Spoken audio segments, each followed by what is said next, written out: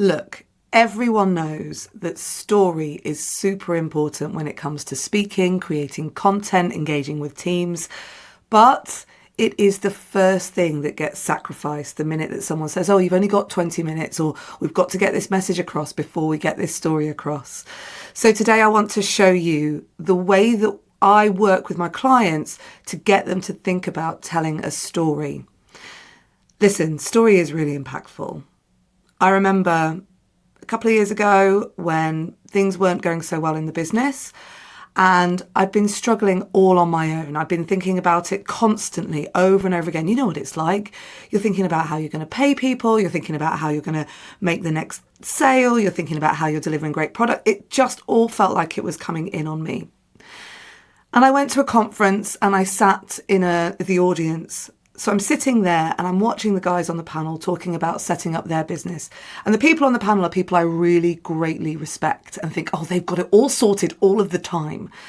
And they're telling their stories about how when they started, they struggled, or they'd have times where things didn't feel like they were coming together, and they was picking out specific moments and stories. And those stories were the same stories that I was feeling in that moment. And it was so powerful to me that I sat, there I am, sitting at the back. I kind of perched myself on a ledge to get into this session. And I could feel tears welling up in my eyes.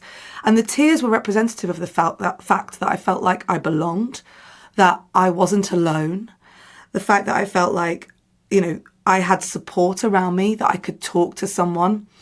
And all of a sudden, in that moment, I felt inspired to keep going. And that is the power of story. When it comes to putting a talk together, what you tend to do is you tend to go, right, we've got this to get across, this to get across, this to get across. Let's get that in some sort of order. Let's put the data in. And the stories get sacrificed. Someone somewhere says, oh, it's a bit heady and not enough heart in it. And you're thinking, oh, where are we going to put the story? And we don't have time now. We've filled it all up. The stories get sacrificed. The first thing I do when I'm working with my clients is we talk about how it's better to have less points, more story. And story doesn't necessarily mean that you have to pull apart a whole segment of your life and put it in at the beginning to have that warm moment. Story means really, how are we making this human? How are we connecting this to the audience? I had a client recently who was on a panel doing a talk about change and change management. And in the sessions that we were doing, I was saying to her, what is it about change? What do you notice? And she started talking about the story, The Bear Hunt, by Michael Rosen. And she said, the thing about change is you can't go around it. You can't go under it. You can't go over it. You've got to go through it, which is this Michael Rosen line from The Bear Hunt. And so when she went on stage and talked about change, she brought in this, I was reading this story to my son the other night, you know it, The Bear Hunt, and it says this, and that's how I think about change. And immediately you've created this connection because you've gone at it at the human angle rather than just, and I say just, with data and facts and business jargon.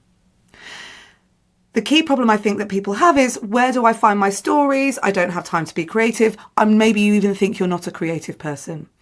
So there are 3 places that you can get stories from. And this is what I want you to think about this week in your speaker workout. Speaker workout number 2 is going to be thinking about how you gather your stories. I encourage all my clients to make sure that they've got what I call a story pot, because things happen all the time that mean that you just want to put it down and go, right, I'm just going to make a note of that and keep that to one side because it might not matter now, but it might matter later. And so my story pot has that moment when I'm in the audience and I'm thinking, oh, I'm not alone. Thank goodness for that. I'm inspired, because someone has shared their story. That's in my story pot. And when I'm doing something like this, I'll pull it out and bring it out for you. So, story, let's just think about it. Story takes the form of full story, and it can be your own personal story, or it could be a story that you've heard from somewhere else. So it could be something that's actually happened and you're telling that event. But story can also take the form of metaphor. trying to push sand up a hill is a great metaphor. Or we've got such a big load, we're carrying this lorry of load of stuff. That's a really great metaphor.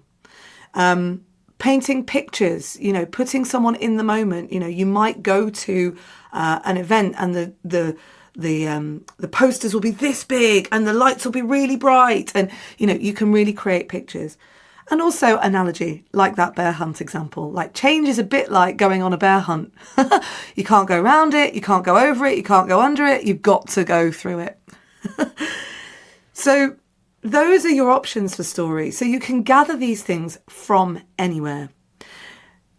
The biggest priority, I think, really works, especially in a business setting, whether it be with your staff or with clients or anything like that. The thing that really works is customer stories. So stories that you have from other places, like case studies.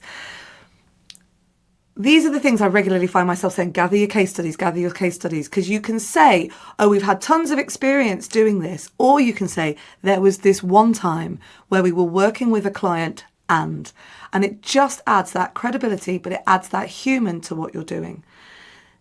Same as if you're starting in a new role, you can talk about stories from previous roles to demonstrate your credibility and your experience. And then the other place that I get things from is just your life. The number of times I've just made a note, oh, that was funny, made a little note and kept hold of it.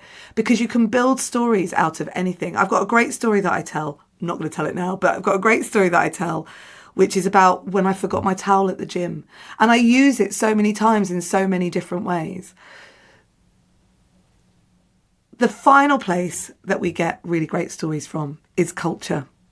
I'm in the process of writing a talk at the moment, and we've got personal stories in there. We've got the heart in there. We've found some good analogies and good metaphors. We're talking about feeling. It's a big keynote talk for one of my clients.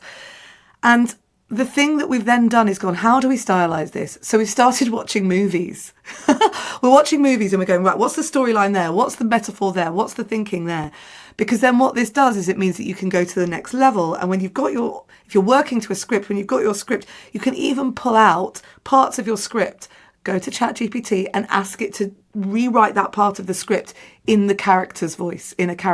So for example, I've done it before where I've gone, okay, I need to hear this, how Gandalf from Lord of the Rings would do it. And ChatGPT has turned that around for us, and we've been able to pull out the words that we need to create something really magical. The fundamental in all of this is the most compelling story wins.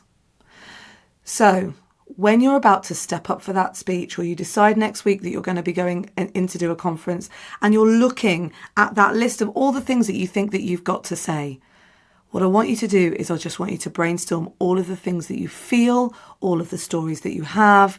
Think about your customer stories. Think about things that have happened to you in the last week. And then think about what movies have I watched or what TV shows have I watched that give this a little bit of a style. And this is your speaker workout for this week. I just want you to gather your stories, create your story pot, have a document wherever it is on your phone, in your drive, create the story pot. Fill it with customer stories, fill it with personal moments, personal stories, analogies, things that you love, and fill it with ideas for films that you might want to watch to give you some inspiration. I'll be back next week with you for another speaker workout. In the meantime, have a great week. And remember, great communication is going to change your life, including the way you talk to yourself. If you haven't subscribed already, make sure you subscribe to the channel here. And also you can join our mailing list. All you have to do is click on the link in the episode notes below. I'll see you next time.